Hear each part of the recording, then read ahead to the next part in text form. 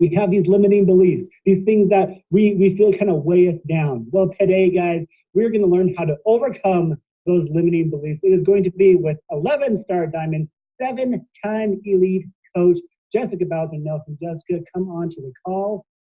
Welcome. There she is. How are you? Hi, Kevin. How are you? I feel like I should have brought a pen. You know what? I'm just going to do this. All right, here we go, guys.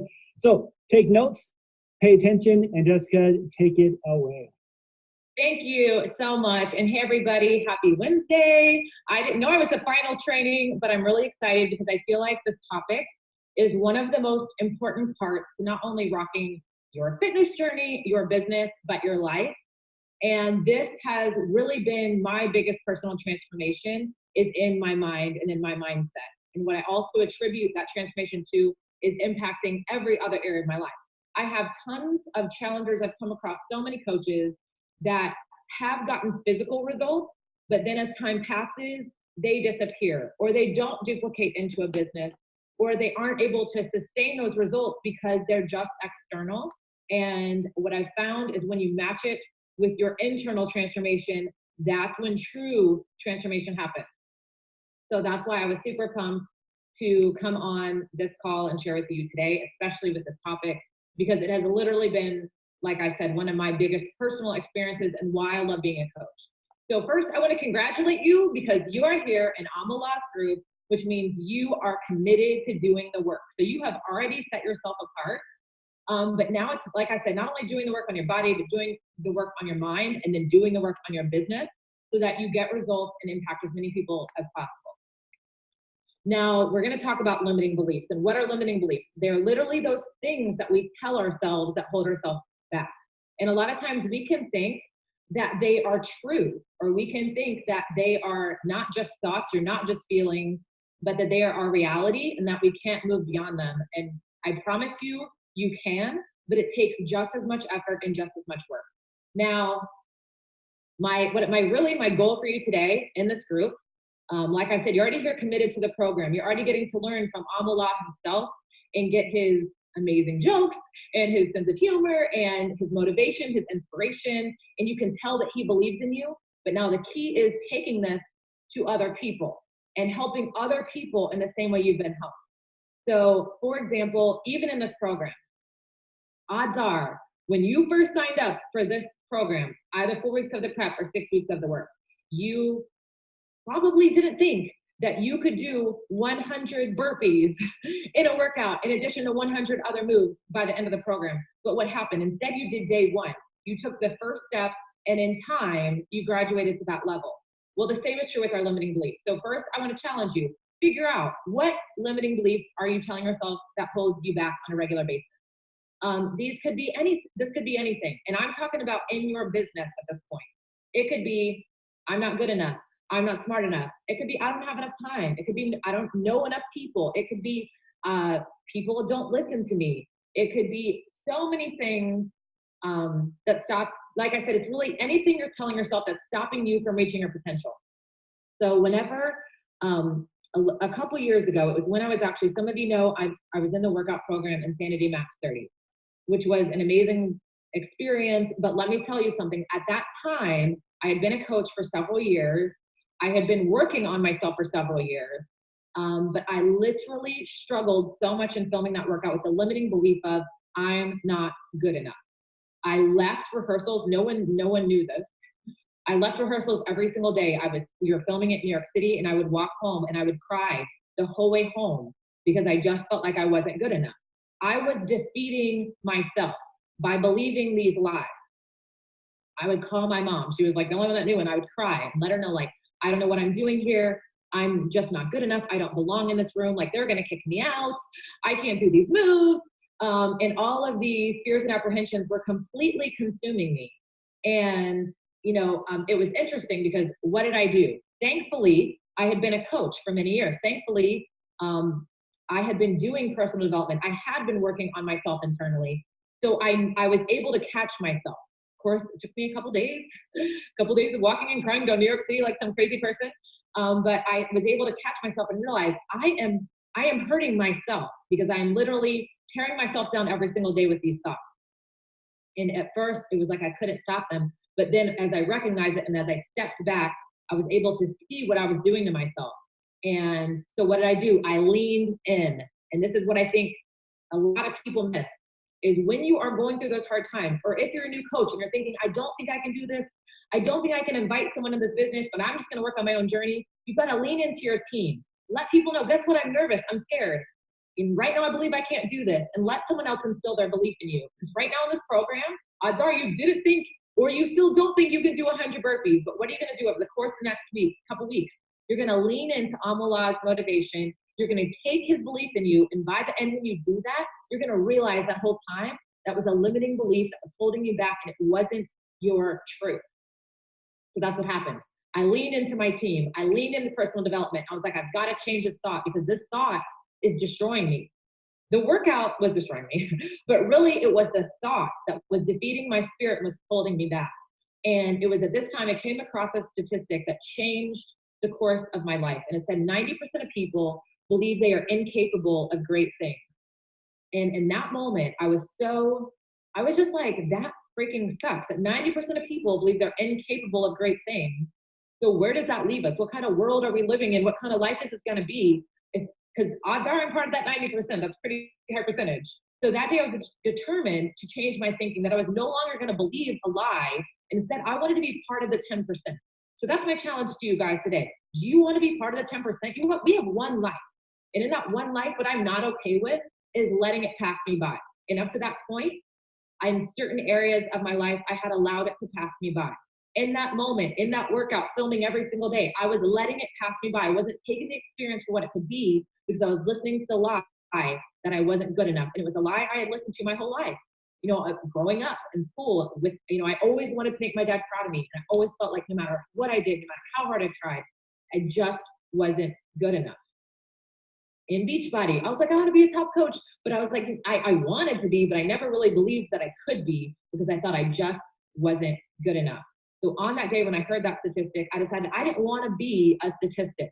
I wanted to change my reality. So I'm going to give you guys some tips on how to do that. And like I said, you do that in your workout, in your life, and by embracing your business as a business. And it doesn't matter, because here's the thing. You might think, well, I don't have success yet, or I haven't been a coach long enough. But guess what? I was a coach for years and I still felt that way. So it's not about your time as a coach.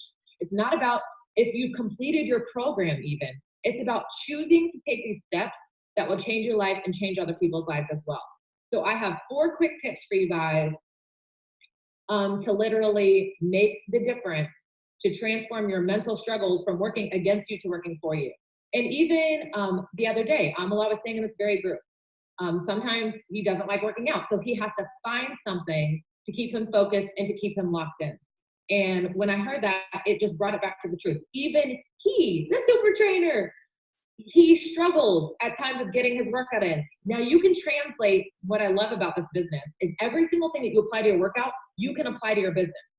So much in the same way, you might struggle, like he said, sometimes he doesn't want to work out. Guess what? Sometimes you probably don't want to work your business, but you have to find something, just like he said, to keep you focused and keep you locked in. So that's where these tips are going to come in, so that we can stop these limiting beliefs from stopping us. Number 1, we have to retrain our brain. We have to change our language. We have to stop our thinking, however you want to say it. And that is by literally catching, like I did in that moment in Max 30. It took me a couple days, but then I caught that how I was speaking to myself. And odds are in your workout, trust me, it's a different experience if you're saying, I can't do this, I need to take a break, I suck, I don't know why I even tried. You can tell your body immediately kind of just folds into itself. You immediately feel defeated. But when you change your language and all of a sudden say, you know what, I can do this, I'm determined, I will show up, I will do what I committed to do, things start to change. So the same in your business, whatever you've been telling yourself, whatever limiting belief, whether it's I'm brand new, I don't have a transformation yet, I don't have time, people won't listen to me, I don't know any people, nobody would want to join me. All of those things make you feel lower and lower as you continue to say them. So I want you to literally pause, take a moment in those things, write them down so you can catch them, so you can next time know, okay, I'm gonna change the language. And at the beginning, guess what? You're not gonna believe it. When you say, I am committed to doing this, you might be like, no, I'm not. Or when you say, I am strong. You might think, no, I'm not. But you've got to start putting that in your brain to literally transform your path, to change your trajectory. And now, what's interesting is that relates exactly to one of our vital behaviors, which is personal development. When you start ingraining in yourself things that don't naturally come your way, it will make a difference. Which is why I think being a coach is the best possible thing that's ever happened in my life, and why I love telling as many other people as possible. Because whether you need to lose 100 pounds, whether you have a troubled relationship, whether you just are living a monotonous life and want something more, by doing these things, it's going to alter your existence. So next up, number 2, motion creates emotion. Now, there's a reason why, and you guys can let me know, what do you do? Have you ever been depressed? There are probably everyone's been depressed or been in a funk. And what do you do when you're depressed or in a funk? You can drop it in the comments. Do you probably maybe eat ice cream? Maybe you sit in the dark. Maybe you don't get out of bed. Maybe you watch Netflix, you binge Netflix for hours and hours. All of these things, though, involve not moving. It involves no motion. So once again, another vital behavior, product of the product, pressing play, doing 6 weeks of the work. When you go and put your body in motion, it creates emotion. It will create a more positive emotion, which will help you combat those negative things going on in your brain or those limiting beliefs. It's kind of like that thing. Have you ever, they say you never regret a workout once it's done.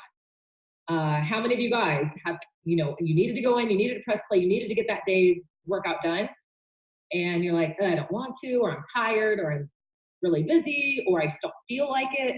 And then when you're done, you're like, I feel on top of the world. I'm so glad I did it. Motion creates emotion. So we have to go in there. We have to do the work, whether we feel like it or not, and it will pay off at the end. The same is true in our business. We have to go invite whether we feel like it or not. It will pay off in our business, but we have to make that same choice. Let's see, number 3. What you put in is what you get out.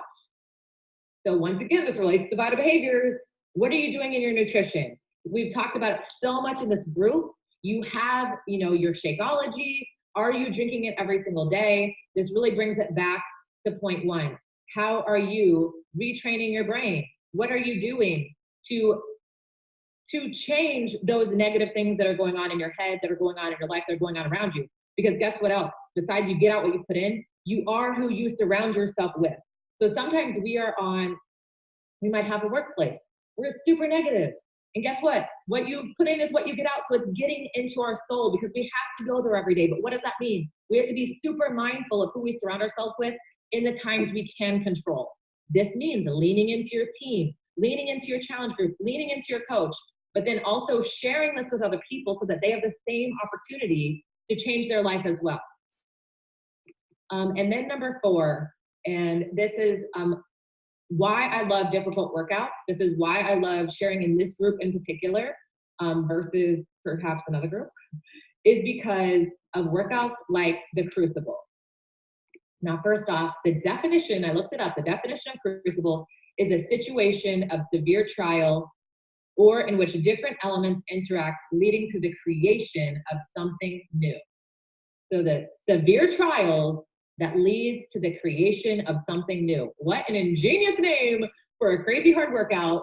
But what happens in the Crucible workout? How many of you guys have done a Crucible workout yet? If you're in 4 weeks of the prep, you haven't hit the ultimate Crucible, which is at the very end of 6 weeks of the work. But what I think is so powerful is when you go into the Crucible, by the end, it's going to be a super difficult workout that you're probably going to doubt yourself that you can do. It is a moment of severe trial. But when you go in and when you complete it, it leads to the creation of something new. This got me so excited, because that is why I love Beachbody. That is why I love difficult programs. That is why I love people like you that took a challenge, because that's what this is a challenge. Because when you go into something that you don't have full confidence you can do, and you push through and you complete the challenge, you become something new. So first off, congratulations. But secondly, you have done that. Once you've done that in your body, you need to be doing that in your business. You can be doing it simultaneously, side by side. Don't even wait to finish the program, because people out there need us now. And a lot of people would much rather link arms with you than just listen to you after the fact. So my challenge to you is, why not go right now and invite people, do something that's uncomfortable. What is your crucible in your business? So the crucible move that you might hate is 100 burpees. But what is the thing in your business that you are avoiding because you think you can't, because you think you're not good enough, because whatever those things are that you tell yourself? And my challenge to you is, find that crucible in your business and today commit to going into the fire, to getting the job done. And when you go through that severe trial, you're going to create something new, which is a successful coaching business, which is a live impacted because you were willing to go into the trial. You're doing it in your workout, literally just applying it to your business. And the difference you're going to make is going to be astounding. So on January 9th in this group, I literally challenge you guys, if you haven't listened to that call yet by Al Malab, go back. It's about staying on track with your fitness plan. He gave us 9 points.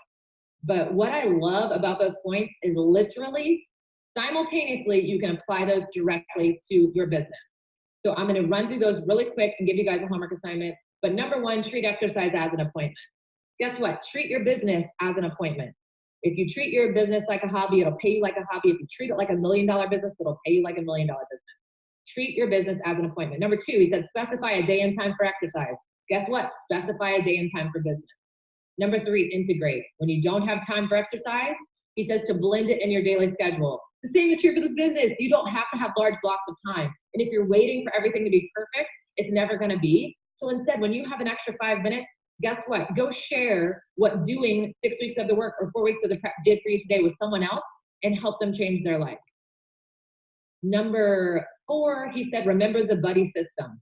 Guess what? That's why you have a coach. That's why you have a team. You can go get an accountability partner in your business as well. But when you need the buddy, lean on the buddy. But no matter what, don't just withdraw and not do the work to overcome your limiting beliefs and help other people. Number 5, set goals. Number 6, disassociate from the act of exercising while exercising. I love that. Disassociate from the act of building the business while you're working the business. Like I said, you've got these things that you think it's going to be, you know, these limiting beliefs that are holding you back. And when instead you disassociate and you just go get the job done, it's going to be so much more effective. He said, number 7, make exercise fun. Make your business fun. Literally, there's so many different, because this is your business. So if your business is not fun, if your business is not successful on the level you want it to be, that ultimately falls on you, which is why you have to look in the mirror and hold yourself accountable and see, okay, what is the thing holding me back? And what am I committed to doing to no longer let that be the thing that holds me back? Number 8, turn off your mind. Like I said, we've got to figure out what are these negative things that are stopping us and get them working for us instead of against us. And number 9, make it part of your culture. Make your business part of your life. I promise you it will be the most rewarding thing possible. But before I end, I wanted to give you just a little bit of homework. And that is going to be 2 parts. Number 1, I want you to take time today and figure out what is the limiting belief holding you back. Maybe you're like, man, I'm rocking life right now. I don't really have a limiting belief. I promise you there's something, because this is the thing too. We always have room to grow. We always have room to level up. We always have something that we could do to improve. So find the thing. And at one point, you know, it used to be I'm not good enough. And then it actually transitioned. I was sitting in church one day and I literally thought, I realized that my belief was I could be good, but I could never be great. That was a limiting belief. It's not necessarily negative to say I'm good, but I didn't believe I could be great. So I was like, I don't want to be a hypocrite. I don't want to be believing that other people can be great and not believing it about myself. So I was like, I've got to do work to change that. And that's when I started applying the list that I gave you guys. And then lastly, so I want you to, number 1, take some time to figure out what your limiting belief is. Number 2, I want you to change your language by turning it around into something positive that you're going to ingrain into yourself. And then number 3, I want you to literally find the limiting belief in your business, the thing that is holding you back, and I want you to go do it like it's your crucible workout. And I want to hear about it. So find your limiting belief, turn it around, and then what is your crucible, and conquer it. Those are your 3 homework assignments. Hopefully that made sense. Kevin, are you still there? Still here. We got it. That was amazing, guys. Find your crucible and overcome it. That was intense. Okay, so I wrote down your 4 tips, but I lost number 4 because when you started talking about crucible, I was so involved that I forgot to write it down. Number 1, retrain your brain. Number 2, motion creates emotion. Number 3, what you put in is what you get out. And number 4? Number 4 was find your crucible. There it is. That's what it was. Hey, that was amazing, guys. And we all have limiting beliefs. We all have those little voices in our head telling us we can't. Today, no more. We don't let that affect who we are. We don't let that affect our business. There are people out there who need our help. Jessica, this was phenomenal. Thank you so much for taking time to train us on this. And guys, get ready for the crucible because it is going to change not only your physical self, but you can use that to change your business and your mental self. Jessica, thank you so much. Guys, we will see you again on another training.